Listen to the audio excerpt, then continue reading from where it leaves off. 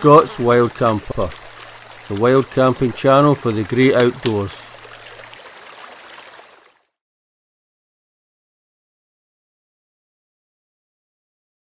Monday the 30th of October. It's about 3 o'clock. I'm at the Lomond Hills again. First time I was here, was it 4 or 5 months ago? I went that way. That's the east. This time I'm heading up that way to the West Lomond Hills for Wild Camp 95. I'm with Mark and Stuart. They're just away, they're just headed off. I just wanted to do this wee vlog here. We might be having another person join us later on, we're not sure. Brian, who was here the last time we were here, but he had to go back, so we'll see what happens this time. That's about 25 seconds for the car park through that gate. And there's the East Lomond Hill that me and Mark was on. And we had that fantastic sunset and Broken Spectra. If you haven't seen that video, I'd recommend you just have a wee quick look at my video. I don't think Mark did a video, but he's got a lot of photographs. So that's the East Lomond Hills. And we're heading up this way to the west, which is a slightly higher, and I think it's certainly a bit longer hike out to it, so it's a bit more of a hike, which I prefer. Right, there it is. I don't know how far to get up there, an hour and a half? I don't know.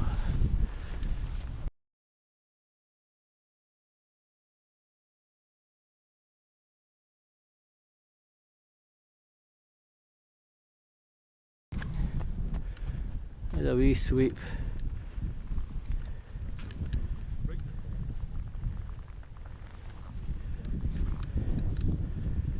We're not halfway between, you know, we're maybe 60-40 between the east and the west. You know, we're further away from the West Lomond Hill than we are the east, definitely.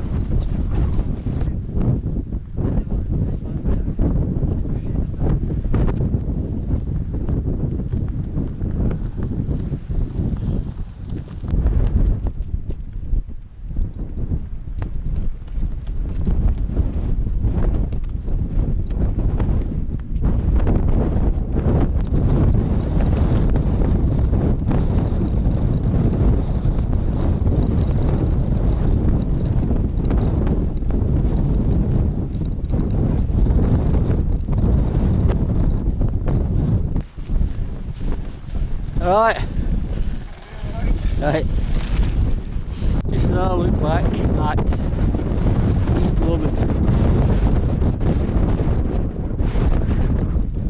and we're obviously a good bit closer to the West Lomond Hill now. It's always quicker than you think, to be honest. You know, you think, oh, it's miles and miles away, and you know, it's usually quicker than you think. There's Stuart and Mark up ahead. This could be another stormy camp. I mean, the last wild camp was at Kilpatrick Hills and it was 60 miles an hour winds. It's pretty windy down here, so up at the summit, up there, it could actually be, I think it could go up to 40-50 miles an hour again. The tents have been tested. Right folks, this is us starting on the way up. Not up the actual ascent of the hill, but we're heading, you know, we're heading up the way now. So it looks like a slow, steady climb till we get to the bottom, and then obviously quite a steep short climb. There it is, straight on. It doesn't look too bad, but once we get halfway up we'll probably feel it, but it doesn't look too bad, to be honest. Just a small hill with a big pack. Just a quick scan on our way up.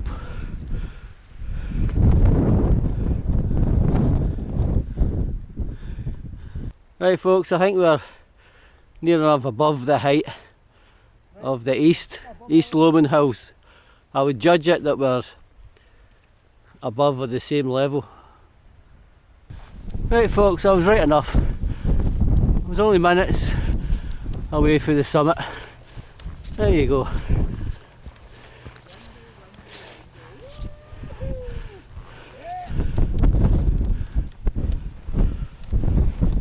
There it is.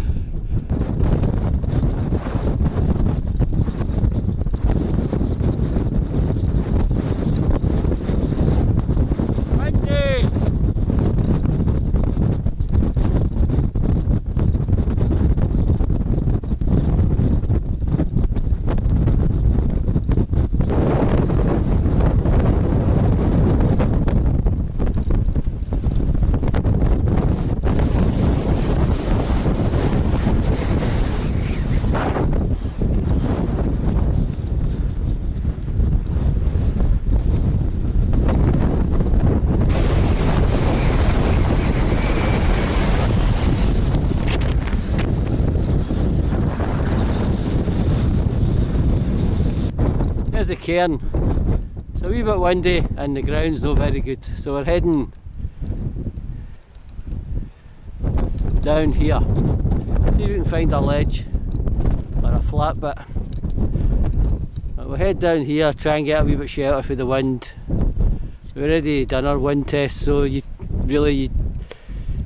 don't deliberately camp in the wind unless you're trying to, I don't know, test your tent, or you just want to camp and you like camping in a hurricane.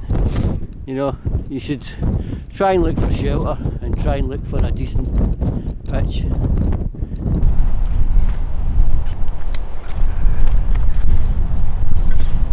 Fucking gone now. What have you lost, Mark?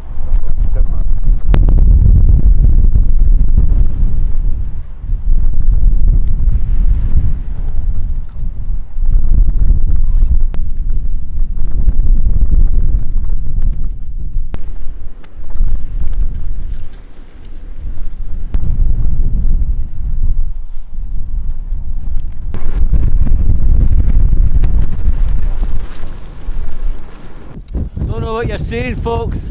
It's 25 past 6.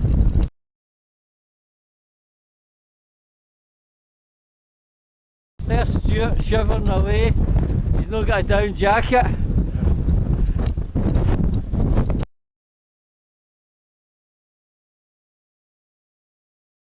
Mark's alright. He's got his down on and I'm okay. Yeah, you need a down jacket. Yeah.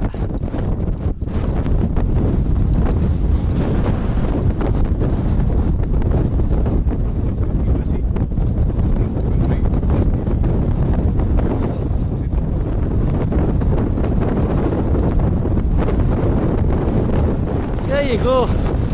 It's Andrew. Head for the hills. How are you getting on? I didn't think you were going to make it. He's hiding his face. Can't he see you with the head torch on? I think it's Stuart. That is Stuart. Oh.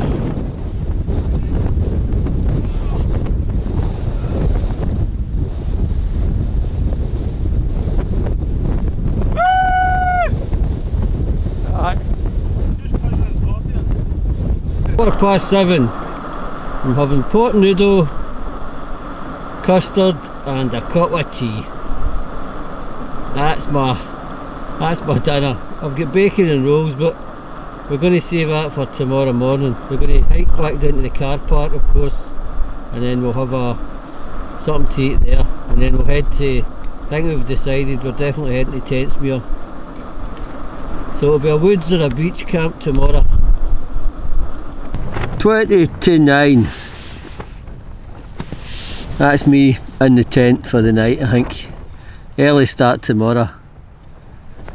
From 7 o'clock, maybe get up and leave here at, we'll leave it, even if we leave at 9. Get to the car park, maybe 40 minutes. Maybe less, to be honest. And then some breakfast, and then Tentsmuir. Or we might have a wee explore about here. You know, we might have a wee wander, because we don't want to be at Tentsmuir too early.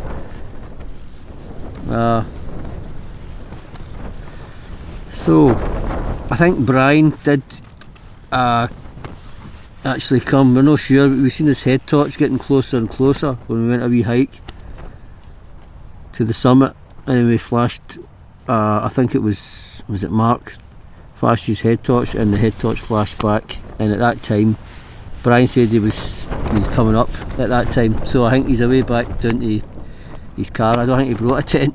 I think he was planning to come up and then just go back down and sleep in his car or van, so I'm sure that's what he's doing. And Andrew, Heads for the Hills was supposed to be coming, but something happened. I think something turned up and we couldn't make it. And obviously Mark, the part of the gang of 4, really, you know, that's getting a gang of 4 going, the 2 Marks, me and Stuart. Mark obviously prepper couldn't make it, he's working, so that's a pity. But right folks, I think I'll leave it for that. There's our view. It's 7:15. Everybody's been awake for well, I don't think I really got to sleep at all last night in the state of the ground. But anyway, you can see the old Claggy's back. Old Claggy's back in town. 8:30.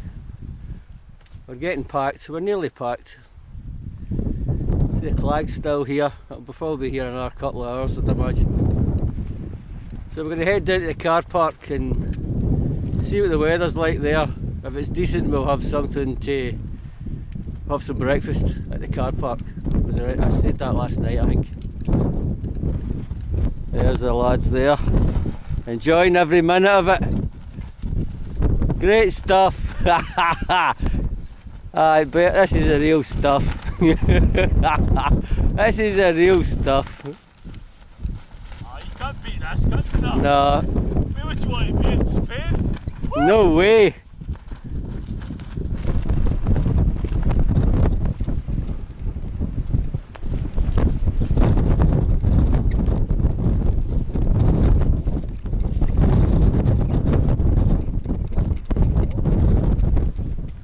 Mark lost his mat, and guess what?